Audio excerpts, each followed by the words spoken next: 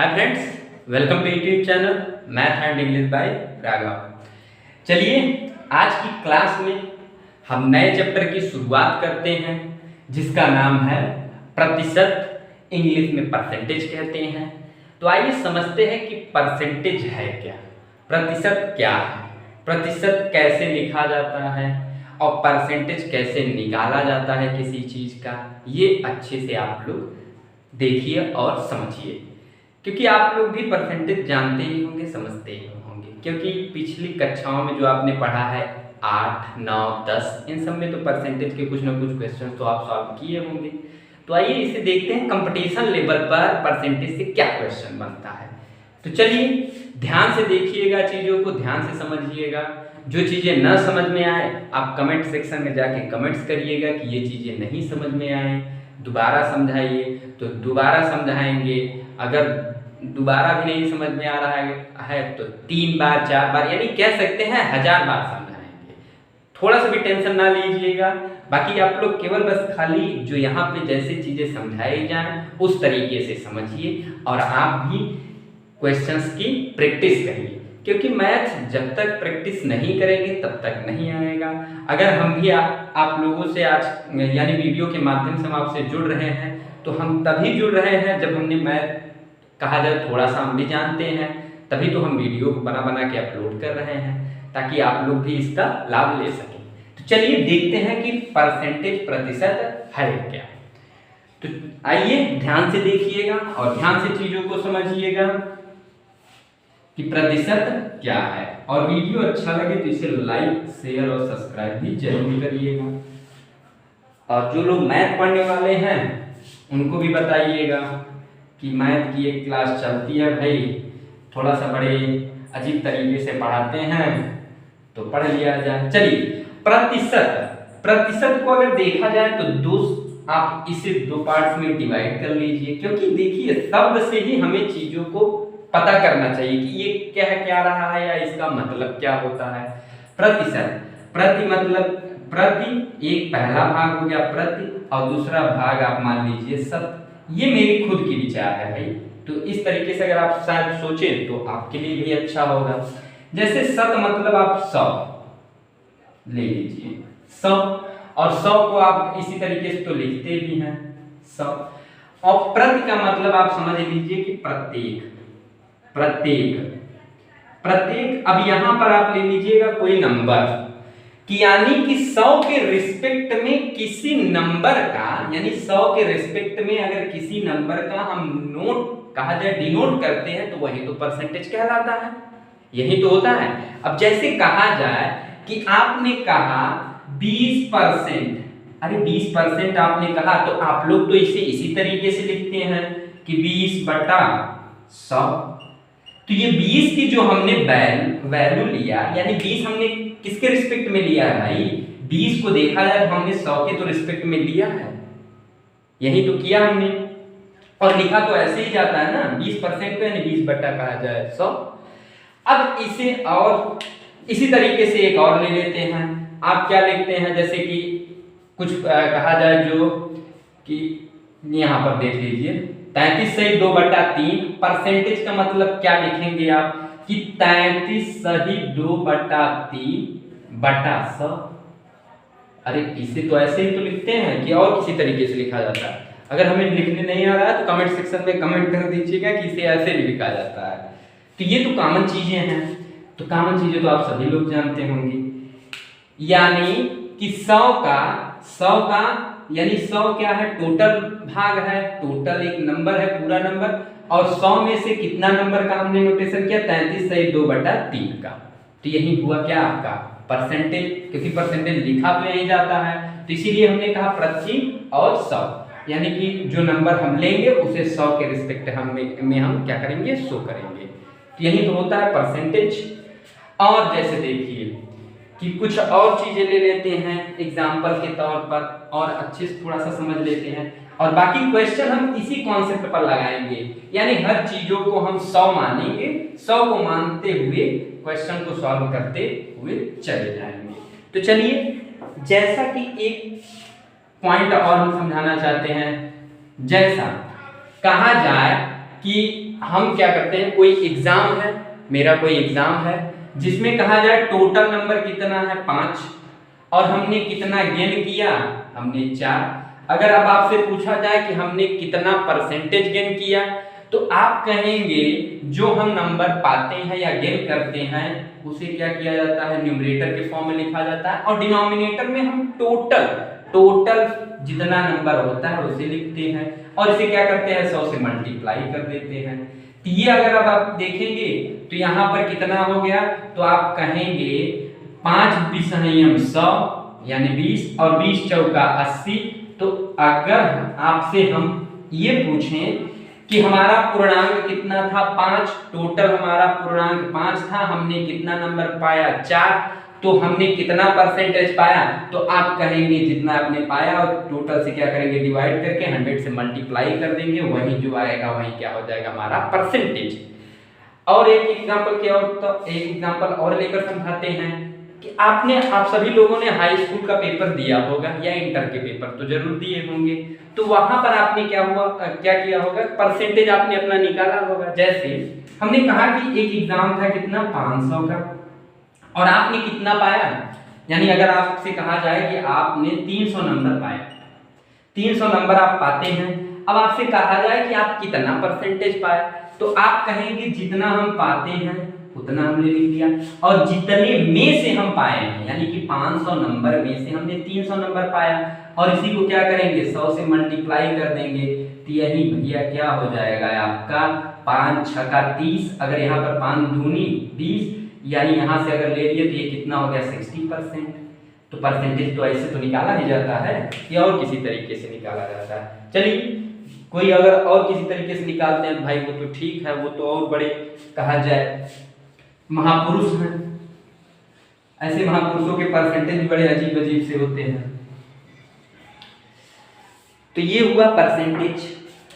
और कहा जाए अब क्या कि परसेंटेज का अभी तो हमने किसी नंबर को लिया, चलिए कुछ और चीजों को देखा जाए। जैसे हमने कहा कि परसेंटेज का फ्रैक्शन फॉर्म लिखा जाता है और फ्रैक्शन फॉर्म को ही हम क्या करते हैं, परसेंटेज में कन्वर्ट करते हैं। जैसे आपसे कहा जाए 20% का अगर फ्रैक्शन फॉर्म लिखा जाए तो आप क्या लिखेंगे, तो आप ऐसे ही लिखेंगे 20/100, और 20/100 का मतलब हो गया, तो आप क्या कहेंगे 20 का 20 और 20×5 100, यानी फ्रैक्शन फॉर्म कितना आ गया 5।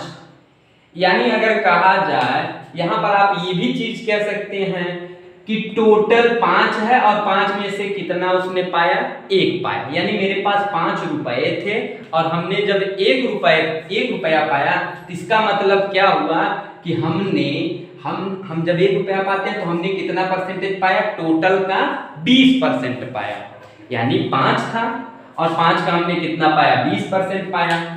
अब इसे भी आप देख सकते हैं ये कैसे हो जाता है कि 5 का 20% हमने कैसे पाया, कि यहाँ पर अब आप देखिए। अच्छा हमने कहा था कि जो फ्रैक्शन फॉर्म होता है उसमें सेम नंबर से मल्टीप्लाई करने पर उसके फ्रैक्शन में कोई चेंजेस तो नहीं होते, तो यहाँ पर आप मल्टीप्लाई कर दीजिए, इसे 100 बना दीजिए, क्योंकि हमने कहा प्रतिशत 100 के रिस्पेक्ट में निकाला जाता है, तो यहाँ आप 20 से मल्टीप्लाई कर दीजिए और यहाँ पर भी आप 20 से मल्टीप्लाई कर दीजिए, और ये देखिए आप 20 और यहाँ पर 100, और ये 100 का अगर देखा जाए 20 कितना, ये जो 20 है वो 100 का कितना भाग है, तो 100 का तो ये 20 ही भाग है। अब क्या करेंगे अब आप, तो यहाँ पर आप कह देंगे भैया ये कितना हो गया, इसी चीज को तो आप कहते हैं 20%। तो इसे कहा जाए, मेरे कहने का मतलब यही था कि इसे आप इस तरीके से भी लिख सकते हैं, यानी किसी को समझाना हो तो आप समझा सकते हैं कि ये कैसे कहा जाए कि 20% हो गया, 100 का 20 तो 20%।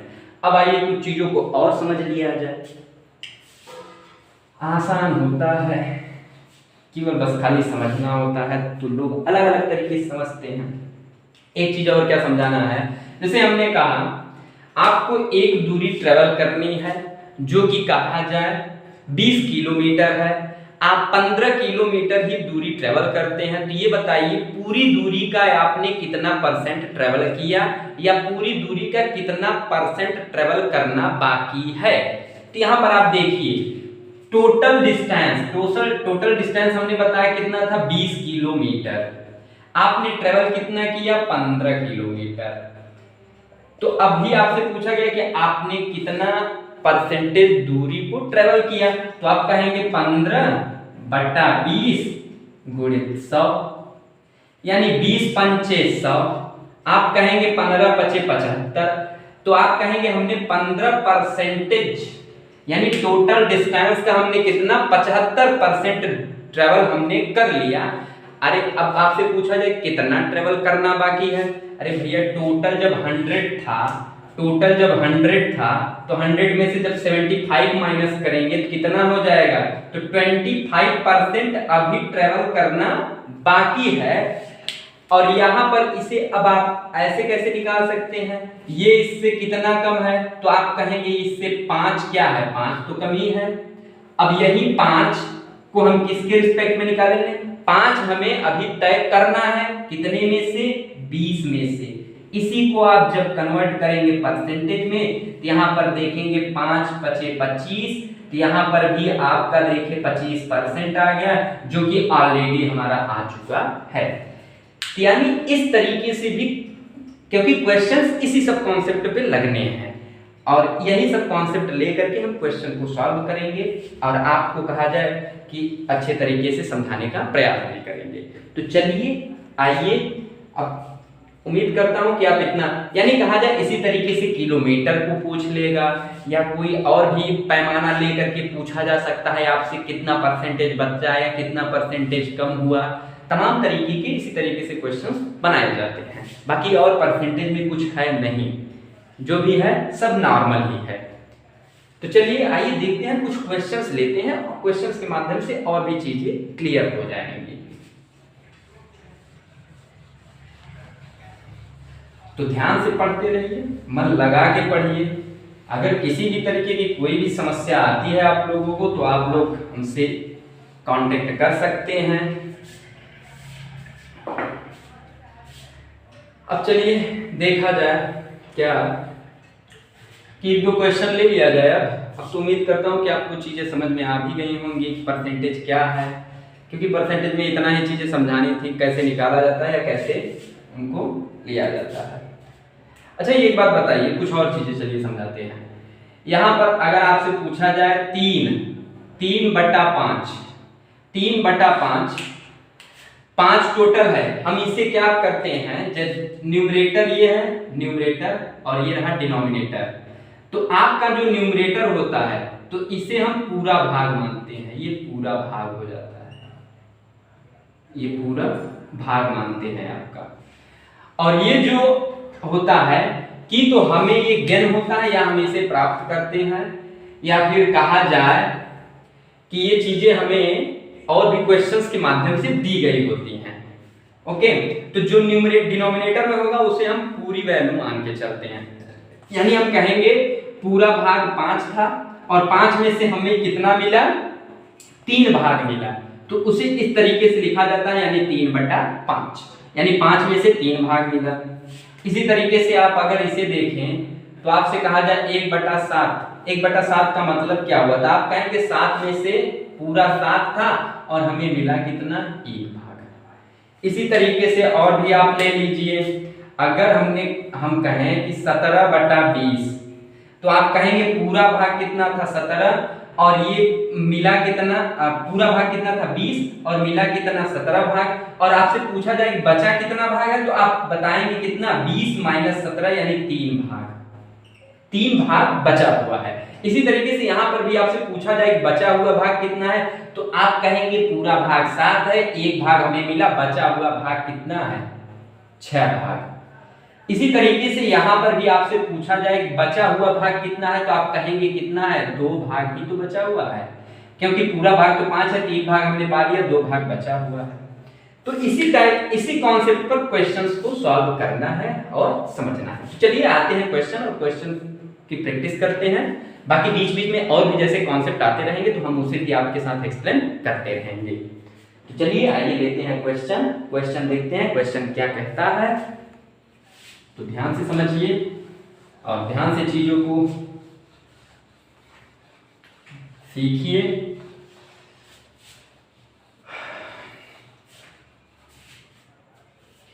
चलिए क्वेश्चन नंबर 1, क्वेश्चन नंबर 1 बहुत ही प्यारा क्वेश्चन है ये प्रतिशत का, तो आप भी देखिए और आप भी समझने का प्रयास कीजिए। क्वेश्चन नंबर 1 क्या कहता है, एक विद्यालय में 70% विद्यार्थी लड़कियां हैं, लड़कों की संख्या, लड़कों की जो संख्या है वो कितनी है, 510। तो स्कूल में कुल कितने विद्यार्थी हैं। ये क्वेश्चन बहुत ही आसान है, कुछ लोग तो सॉल्व कर भी लिए होंगे और कुछ लोग नहीं कर पाए होंगे। तो चलिए देखते हैं सॉल्यूशन। कुछ लोग तो इसे सॉल्व भी कर लिए होंगे और क्वेश्चन को समझ भी गए होंगे। तो एक चीज और एक्सप्लेन कर देते हैं, हम किसी चीज को परसेंटेज में, आप भी ध्यान रखिएगा, किसी भी चीज को आप 100 में लीजिएगा। 100 अगर कहा जाए कि किसी संख्या का 70% क्या है, बॉय है, तो आप ये 100% जान जाएंगे कि जो बॉय है तो गर्ल्स कितनी होंगी। भैया जो बचे हुए परसेंटेज होंगे वो किसके लिए होगा, गर्ल्स के लिए। ये बात आप ध्यान रखिएगा कि टोटल हम एज्यूम करते हैं 100 में 70% हम, यानी 100 का 70% 70 ही होगा, और कहा जाए कि 100 का 30% यानी 30 ही होगा। तो यहां पर आपने देखा कि y अगर 70 दे रखा हुआ है तो g कितने हो गए, 30 हो गए। और भी इसी तरीके से जो भी लीजिएगा, यानी मेरे कहने का मतलब आप 100 में एज्यूम कीजिएगा। तो चलिए आइए देखते हैं कि इस क्वेश्चन को कैसे सॉल्व किया जाए। तो ध्यान से देखिए, ध्यान समझिए। जैसे इसने कहा एक विद्यालय में 70% विद्यार्थी लड़कियां हैं, लड़कों की संख्या 510 है, तो स्कूल में कुल कितने विद्यार्थी हैं। ये क्वेश्चन आया हुआ है और ये क्वेश्चन आ भी सकता है, ये एसएससी का क्वेश्चन है और ये कहा जाए यूपीएसआई में भी पूछा जा सकता है। इसी टाइप के, मैं ये नहीं कहता कि यही पूछा जाएगा, इसी टाइप के भी बन सकते हैं। इसीलिए आप लोग ध्यान से देखिएगा, अगर आप यूपीएसआई की तैयारी कर रहे हैं तो ये ना सोचिएगा कि एसएससी के लेवल का क्वेश्चन सॉल्व करा रहे हैं, ये नहीं आएगा। अरे भैया इसे रिपीट मार सकता है। तो आप लोग क्वेश्चन, अगर जब मैथ पढ़ने के आप इच्छुक हैं तो आप ये क्यों देखते हैं कि ये क्वेश्चन इस एग्जाम में आया हुआ है, इस एग्जाम में नहीं आया हुआ है, या इस एग्जाम में आएगा, इस एग्जाम में नहीं आएगा। आप केवल फोकस करिए कि आपको मैथ सीखनी है, मैथ हमें जानना है, मैथ के क्वेश्चंस कैसे सॉल्व किया जाता है, ये चीजें हमें समझनी है। तो आप इस चीज पर फोकस कीजिए, इस पर मत जाइएगा कि ये सवाल इसमें आता है, इस एग्जाम में आता है, टीजीटी में आ जाता है, पीजीटी में आता है, इस सब में नहीं। ये जो लोग पढ़ाते हैं एसएससी लेवल के कि एसएससी में आया है, एसएससी का केवल पढ़ा दिया जाए, यूपीएसआई में आया है, यूपीएसआई पढ़ा दिया जाए, तो ऐसा कुछ भी नहीं है यार। मैथ हर जगह उसी टाइप से पूछा जाता है, ठीक है। कुछ डिजिट बड़े दे दिए जाते हैं, कुछ डिजिट कहा जाए छोटे दे दिए जाते हैं, वो तो कैलकुलेशन के लिए दिए जाते हैं। जिनके कैलकुलेशन स्ट्रांग रहते हैं वो बड़े से बड़े डिजिट को भी आसानी से सॉल्व कर ले जाते हैं। इसीलिए आप लोग, कहा जाए कि ऐसा मत सोचिएगा कि ये इस एसएससी का पढ़ा रहे हैं या यूपीएसआई का पढ़ा रहे हैं या टीजीटी का पढ़ा रहे हैं, तो ऐसा कुछ नहीं है। आप हर एक क्वेश्चन को समझने का प्रयास कीजिए। मेरा केवल पढ़ाने का यही, यानी कि कुछ सिखाने का केवल यही पर्पज है कि आप कम से कम कुछ चीजें सीख जाइए कि मैथ वाकई में होता क्या है। ये चीजें हमें बताना है। हमें ये नहीं बताना है कि हम केवल एसएससी के लिए पढ़ा रहे हैं, यूपीएसआई के लिए पढ़ा रहे हैं। मैथ आपको सिखानी है तो हम सिखाएंगे, आप लोग बस केवल हमारे साथ जुड़िए।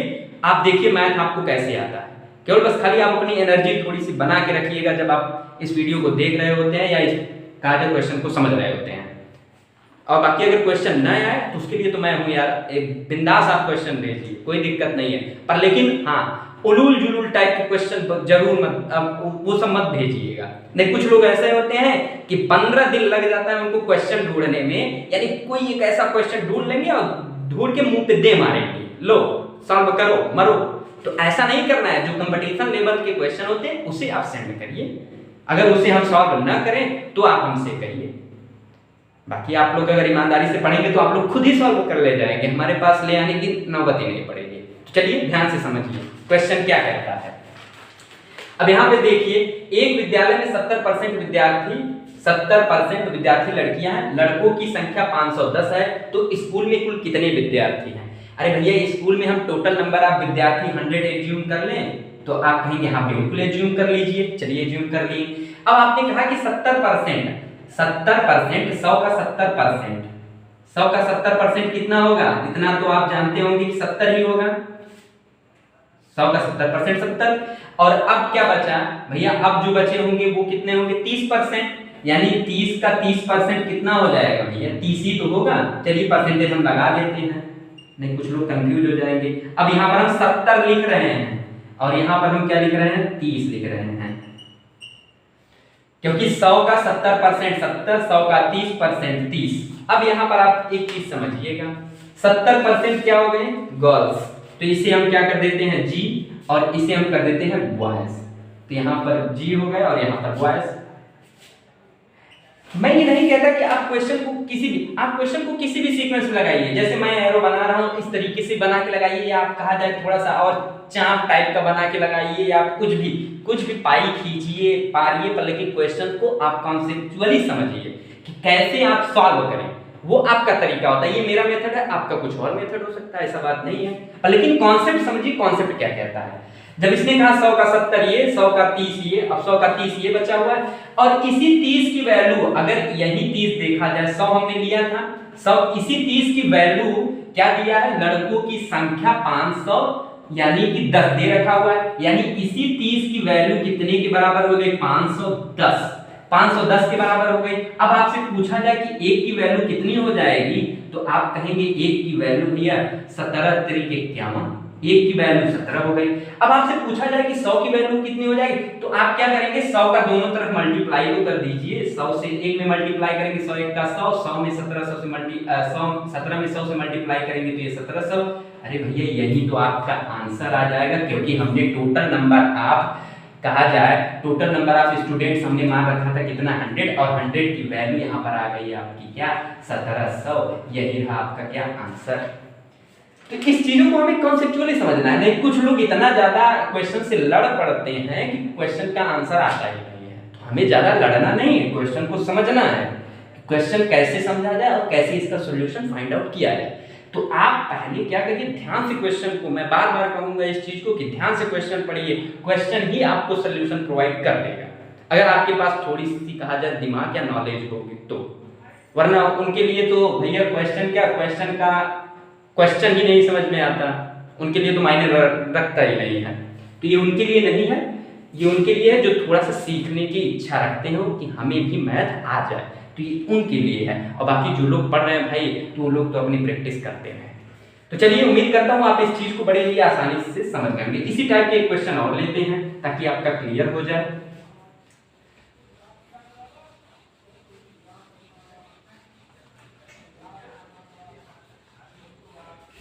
चलिए इसी में कुछ फेरबदल कर दिया जाए ताकि आप समझ जाएं अच्छे से। अगर ना समझ पाए तो आप कमेंट सेक्शन में जाइए, फिर से कमेंट करिए और कहिए कि हमें ये चीजें नहीं समझ में आई, समझाइए, तो हम समझाएंगे, बिल्कुल समझाएंगे, कोई दिक्कत नहीं, एक नहीं 1000 बार समझाएंगे। तो चलिए इसी में देखते हैं, हम यहाँ पर थोड़ा सा परिवर्तन करके कुछ नंबर बदल देते हैं। एक विद्यालय में कहा जाए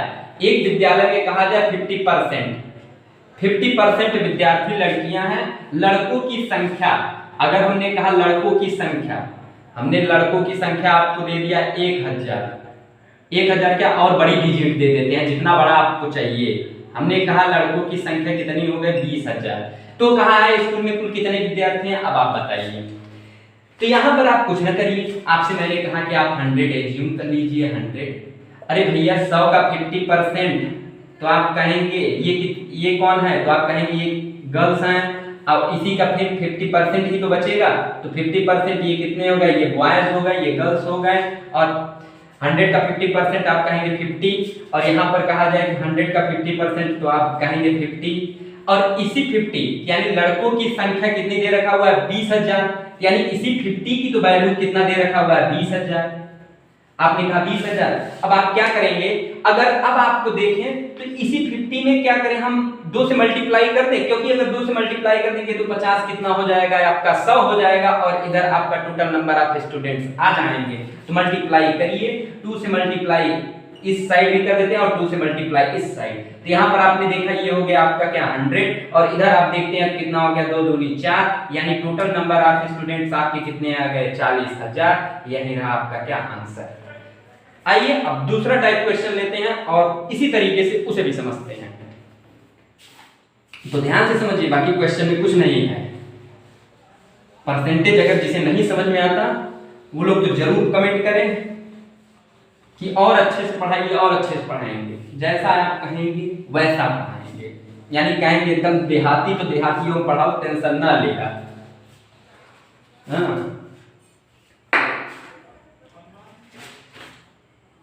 और इसको टेंशन मत ले जा, बस एकदम ध्यान से मन लगा के पढ़ा, अगर पढ़ पाओ तब। तो चलिए एक क्वेश्चन क्या कहता है, एक व्यक्ति है, एक व्यक्ति अपनी, ध्यान से समझिएगा, एक व्यक्ति अपनी आय का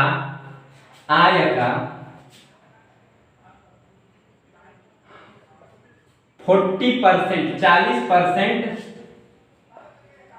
खर्च करके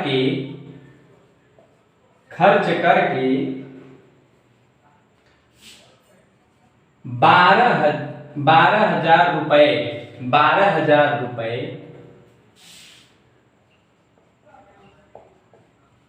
मासिक, चलिए मासिक बचत क्या करता है, 12,000 रुपए मासिक बचत करता है, तो भैया 12,000 बचा ही लेता है, समझा कि नहीं।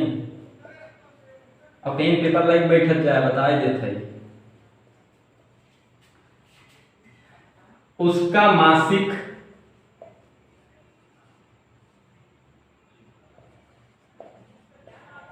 खर्च क्या है। अब इस क्वेश्चन को आप देखिए और आप समझिए, उसी तरीके से लगाना है जिस तरीके से हमने पिछले 2 क्वेश्चन को हमने सॉल्व किया है। तो चलिए आइए देखते हैं, ध्यान से समझिए और पूरी एनर्जी के साथ बैठिएगा, देख लें, वरना आप वीडियो को आधे में ही रोक करके मत देखिएगा, क्योंकि अगर जब आप पूरी एनर्जी से देखेंगे तभी तो आपको समझ में आएगा। नहीं, कुछ लोग चलते हुए रास्ते में भी वीडियो देखकर क्वेश्चन को समझ लेते हैं, यानी वो इतने महापुरुष होते हैं। तो ऐसा ना कीजिएगा, इत्मीनान से बैठिएगा, और अच्छा चैप्टर है और अच्छे से समझ में आ जाएगा। तो इसलिए थोड़ी सी भी लापरवाही मत करिए, क्योंकि अब की बार आपको मैथ सीख ही लेना है, और वो कैसे सीखना है वो यहाँ आप देखकर सीखिए। तो चलिए, एक व्यक्ति अपनी आय का 40% खर्च कर देता है, तो आप मौखिक सोचिए, अच्छा 40% उसने खर्च कर दिया तो बचाया कितना, उसने 60% बचाया, और 60% जब उसने बचा लिया तो 60% की वैल्यू दे रखा है 12,000, और जब 12,000 दे रखा हुआ है तो आप 1 की वैल्यू निकाल लेंगे, और 1 की वैल्यू को क्या करेंगे 40 वाले से क्या करेंगे 1 की वैल्यू निकालने के बाद 1% की, अब उसके बाद फिर 40% की वैल्यू निकाल लेंगे, वहीं तो उसका कहा जाए मासिक खर्च आ जाएगा। यानी आप कहा जाए अगर क्वेश्चन को समझ लेते हैं तो आप मौखिक भी सॉल्व कर पाएंगे। तो चलिए आइए देखते हैं इसका सॉल्यूशन है क्या। यहां पर देखिए, अब ये बताइए, टोटल हमने माना उसका आय कितना हो गया 100, उसने क्या किया, अब यहां पर उसका खर्च, ये हम खर्च लिख देते हैं, खर्च कितना है तो आप कहेंगे 40%, अच्छा 40%। अब आपका कहा जाए कि उसका बचत कितना है तो आप बचत यहाँ लिख दीजिए, अच्छा बचत, तो आप कहेंगे बचत कितना है 60%। अब कहा जाए, अब यहाँ पर आप देखिए, तो यहाँ पर आप देखेंगे तो ये 40% मतलब 100 का 40% यानी 40, और 100 का 60% यानी 60, तो चलिए यहाँ पर हम लिख लेते हैं कि ये 60 हो गया, और इसी 60 की वैल्यू कितना दे रखा हुआ है, तो आप कहेंगे 12,000 रुपए दे रखा है। अच्छा, तो यहाँ पर आप क्या करेंगे, आप अगर यहाँ से आप देखें, एक चीज लगाने का भी तरीका थोड़ा सा बदलते रहिए। अगर यहाँ से हम क्या करें, 20 की वैल्यू निकाल लें, 20 की वैल्यू अगर हम निकालेंगे तो यहाँ से आप कहें क्या 20 की वैल्यू निकाल लें। अच्छा, 20 निकालेंगे तो आपका कितना हो जाएगा, तो यहाँ पर 20 की यहाँ 60, यानी 3 से कहा जाए इधर मल्टीप्लाई कर देंगे, और 3 चौका 12, यानी अब आप क्या कहेंगे, तो ये कितना हो जाएगा 4000, क्यों 40,000 होगा ना, 40,000 होगा। तो अब आप क्या करिए, अब हमें इस 40 की वैल्यू निकालनी है, 40 की वैल्यू निकालनी है। अब क्या करें, इसी में अगर हम 2 से मल्टीप्लाई कर दें, इसी ध्यान से देखिए, इसी में अगर 2 से मल्टीप्लाई दोनों तरफ कर दें तो 40 की वैल्यू आ जाएगी, और 40 की वैल्यू तो यही तो खर्च है इसका, और खर्च ही तो पूछा गया है, वही तो निकालना है हमें। तो चलिए 2 से मल्टीप्लाई कर दीजिए, और यहाँ भी 2 से मल्टीप्लाई कर दीजिए, और इसे रुपया कर दीजिए। भाई रुपया में क्या जाता है, सब लोग रुपए की इच्छा तो सभी रखते हैं। तो यहाँ पर आप देखिए ध्यान से, ये कितना हो गया 40, और यही 40 कितने में हो जाता है, 2 चौका 8, यही आपका कितना हो गया 8000, और यही आपका क्या है भैया, यही आपका आंसर खर्च है। ये चीजें उम्मीद करता हूं आपको समझ में आ गई होंगी, अच्छे से समझ भी गए होंगे। और जिन्हें लगता है कि ये थोड़ा सा मेथड बड़ा अजीब टाइप का है, तो भी बताइएगा, उसके लिए हम दूसरी मेथड भी बताएंगे। बाकी ध्यान से देखते रहिए और समझते रहिए। चलिए दूसरा क्वेश्चन लेते हैं, उसे भी समझते हैं। यानी तीन क्वेश्चन हो गए, अब चौथा क्वेश्चन लेते हैं। तो क्वेश्चन कुछ नहीं होता, परसेंटेज और भी अच्छा होता है, यानी इसके क्वेश्चन और भी मजेदार होते हैं। पहले जानते हैं मेरे साथ क्या होता था, जैसे हम कहा जब परसेंटेज को देखते थे, पहले परसेंटेज को देखते थे तो क्या होता था, मेरी किडनी दर्द करती थी, क्योंकि परसेंटेज बड़ा अजीब टाइप का लगता था। तो ऐसे लोग होंगे भी जिनकी कहा जाए परसेंटेज के क्वेश्चन देख करके किसी की किडनी दर्द करते होंगे, तो किसी के हाथ बैठ जाते होंगे, किसी का गला सूखने लगता।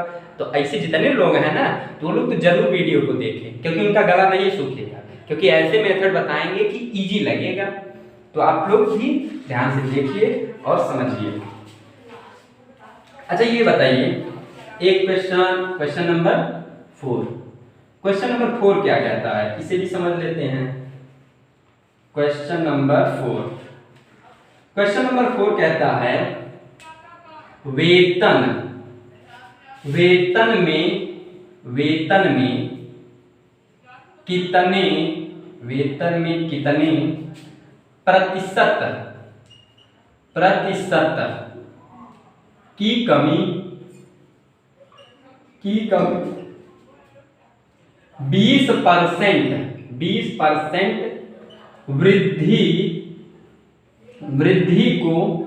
20% वृद्धि को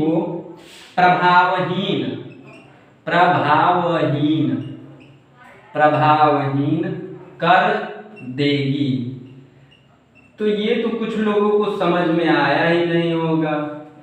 अब जिन्हें नहीं समझ में आया, काहे नहीं समझ में आएगा, वो समझने का प्रयास करें। अगर नहीं समझ में आओ तो कोनो बात नहीं, चलो समझाओ करें।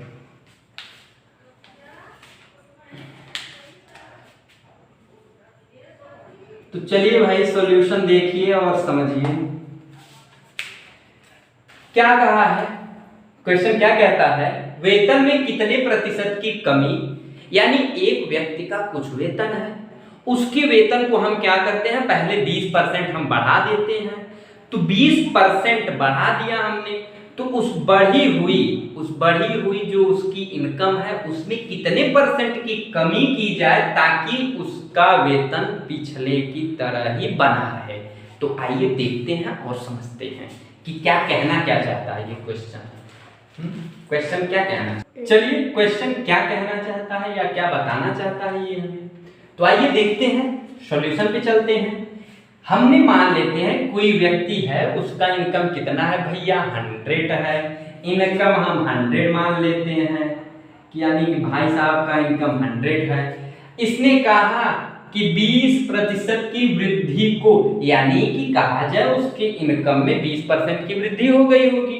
तो ठीक है भैया 20% हम बढ़ा देते हैं। तो आप जानते हैं 100 का 20% कितना होगा, तो वो 20 होता है। तो 100 में जब आप 100 में आप जब 20 ऐड कर देंगे तो वो टोटल कितना इनकम पहुंच जाएगा, तो भैया का इनकम हो गया 120। ये चीजें समझ में आ रही है ना?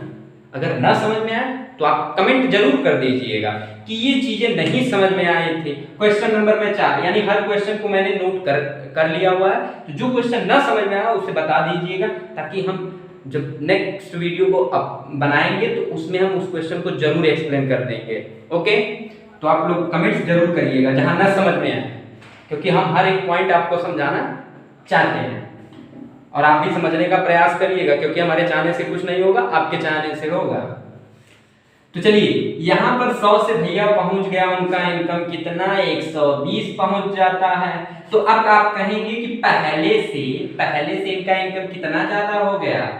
तो अब ये बताइए कि यानी पहले तो इनका 120 था, अब हमें इस 100 पर आने के लिए, यानी इस 100 पर आने के लिए इनके इनकम को कितना कम करना पड़ेगा। तो आप कहेंगे भैया इनके इनकम को 20 कम करना पड़ेगा, क्योंकि इसने कहा है कि वेतन में कितने प्रतिशत की कमी 20% की वृद्धि को प्रभावित कर देगा। इसीलिए हमने 100 में क्या किया, 20% की वृद्धि किया, 120 हो गया। अब 120 से हम कितना कम करें कि पहले की तरह आ जाए, तो आप कहेंगे 20। हम चल किस साइड से रहे हैं, 120 की तरफ से।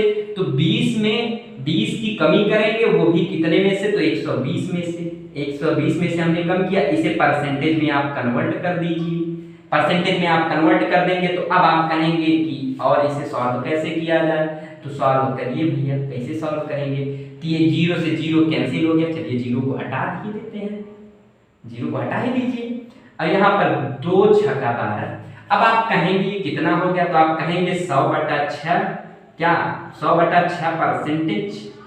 अब 100/6 परसेंटेज हो गया, तो इसे और भी सॉल्व कर दीजिए। तो आप कहेंगे कि 2 50 100 होता है और 2 3 6 होता है। तो आप कहेंगे ये कितना हो गया, 50/3।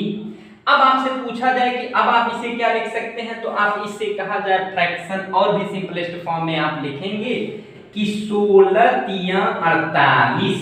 16 3 क्या होता है, खूब हिंदी पढ़ते होगा। 16 3 48 गिनती पढ़ा को पढ़ जाए। 16 3 48 और 2 50।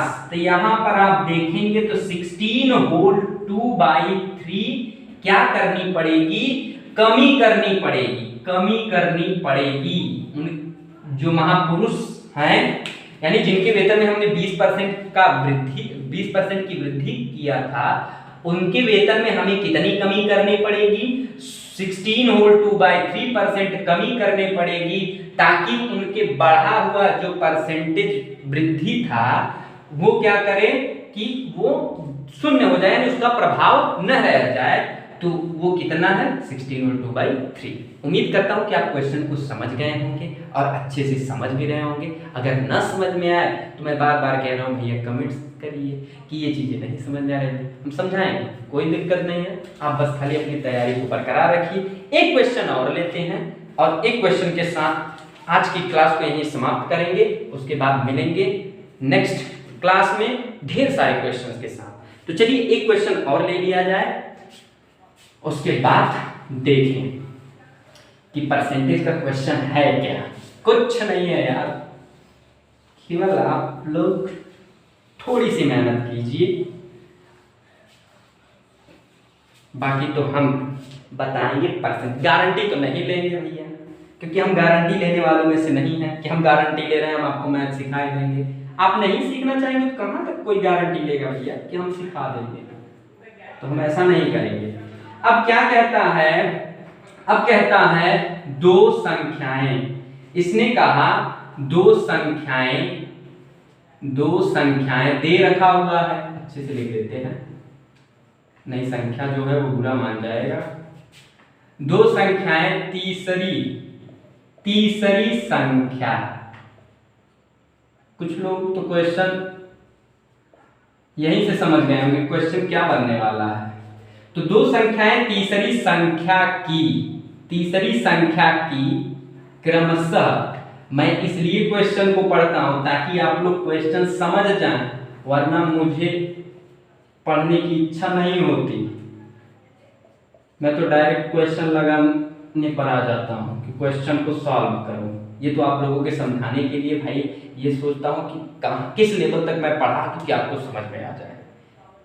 और आप लोग लेवल बताइए किस लेवल पर आकर पढ़ा है, अब ये आप बताएंगे।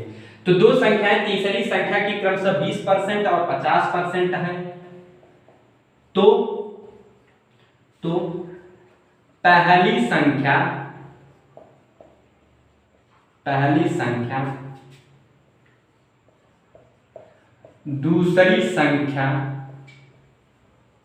दूसरी संख्या का कितना प्रतिशत है। क्या बात है, क्वेश्चन में तो कोई दम नहीं है भाई, फिर भी ये क्वेश्चन और कई लोगों के दम निकाल देते हैं, उनके जिन्हें समझ में नहीं आता। तो भैया आप अपना दम ना निकालिए, क्वेश्चन का दम निकालिए और खाने में आलू दम जरूर निकालिए, क्योंकि आपको खाना आलू दम है। तो चलिए यहां पर क्वेश्चन को समझते हैं। दो संख्या तीसरी संख्या से क्रमशः 20% और 50%, दो संख्या की क्रमशः 20% और 50% है। तो पहली संख्या दूसरी संख्या का कितना प्रतिशत है, यही तो पूछा गया है और ज्यादा तो कुछ नहीं पूछा गया है। ये नॉर्मल क्वेश्चन है, ये भी एसएससी में आया है, क्योंकि हम जितने भी क्वेश्चन सॉल्व कराते हैं वो कंपटीशन में आए हुए हैं। तो इसीलिए आप भी ये ध्यान रखिएगा कि इन क्वेश्चनों की प्रैक्टिस आपको करना बहुत जरूरी है। अगर आपको अच्छा नंबर गेन करना है तो, नहीं तो कोई बात नहीं। तो चलिए हम तीन संख्या हम लेते हैं, यानी हमने कहा ये तीसरी कोई संख्या है और ये पहली संख्या ले लेते हैं। यहाँ पर हम पहली संख्या ले लेते हैं और यहाँ पर दूसरी संख्या ले लेते हैं। हम ये तीन संख्या ले, अब तीसरी संख्या में बीच में क्यों लिया, इसका रीजन दिया है क्योंकि जो पहली और दूसरी संख्या वो तीसरी संख्या का कहा जाए, है ना। तो हम तीसरी संख्या मान लेते हैं भैया 100 है, तीसरी संख्या आप भी मान लीजिए 100 है। अच्छा 100 है, 100 को इसलिए मान रहे हैं ताकि परसेंटेज के हिसाब से हमें निकालने में आसानी हो जाए और बड़े ही आसान तरीके से क्वेश्चन को सॉल्व कर ले। अब कह रहा है कि दो संख्याएं तीसरी संख्या के क्रमशः 20% और 50% है। पहली संख्या यानी जो 20% है, तो आपसे अगर पूछा जाए कि 100 का 20% कितना होगा, तो आप तो कहेंगे कि 100 का 20% तो 20 होता है। तो पहली संख्या आपकी कितनी आ गई, 20। अब आपसे पूछा जाए कि तीसरी संख्या का जो कहा जाए दूसरी संख्या है यानी 50%, तो वो 100 की कितनी है, तो आप कहेंगे भैया ये 100 का 50% है। यही तो है बात, यही तो कह रहा है कि तीसरी जो पहली संख्या है वो तीसरी संख्या की 20% और जो दूसरी संख्या है वो तीसरी संख्या की 50% है। तो इसने पूछा है पहली संख्या दूसरी संख्या का कितना प्रतिशत है। तो पहली संख्या दूसरी संख्या का कितना परसेंटेज है, यही हमें क्या करना है, निकालना है। तो यहाँ पर अब देखिए पहली संख्या दूसरी संख्या का, जो पहली संख्या बोला गया है इसका मतलब पहली संख्या 20 और दूसरी संख्या पहली संख्या ऊपर हमने लिया, दूसरी संख्या नीचे। अब इसे क्या करेंगे, 100 से मल्टीप्लाई कर देंगे। 100 से मल्टीप्लाई हमने कर भी दिया। अब आप इसे परसेंटेज में आप कन्वर्ट खुद तो कर लीजिए। यहाँ पर 2 आ गया। अब 20 दूना कितना हो गया, तो आप कहेंगे 40। यानी जो पहली संख्या है वो दूसरी संख्या का कितना परसेंट है, तो आप कहेंगे भैया 40% है। यही आपका क्या है, आंसर है। उम्मीद करता हूँ आप क्वेश्चन को समझ गए होंगे बड़े आसानी तरीके से। तो आप भी ध्यान से पढ़िए, इस टाइप के क्वेश्चन आप भी अपने बुक में ढूंढिए और सॉल्व करने का प्रयास कीजिए और घर पर रहिए, आराम से रहिए, क्योंकि इस समय का कहा जाए समय खराब चल रहा है। अब आप ये जान ही गए होंगे कि समय का भी समय खराब चलता है, तो इसलिए भाई हमारा समय तो खराब चल ही रहा है घर से। और रही बात, तो आप घर से बाहर तभी निकले जब ज़्यादा आवश्यकता हो या ज़्यादा चीज़ों कहा जाए जरूरी हो, तो ही बाहर निकलिए। बाहर निकलिए तो लोगों से डिस्टेंस बना कर रहिए और लोगों को ये भी सजेस्ट करिए कि वो भी दूसरों से क्या करें, डिस्टेंस बना कर रहें। और एंजॉय के साथ आप पढ़ाई करते रहिए। तो चलिए मिलते हैं नेक्स्ट क्लास में, आज के लिए बस इतना ही, धन्यवाद।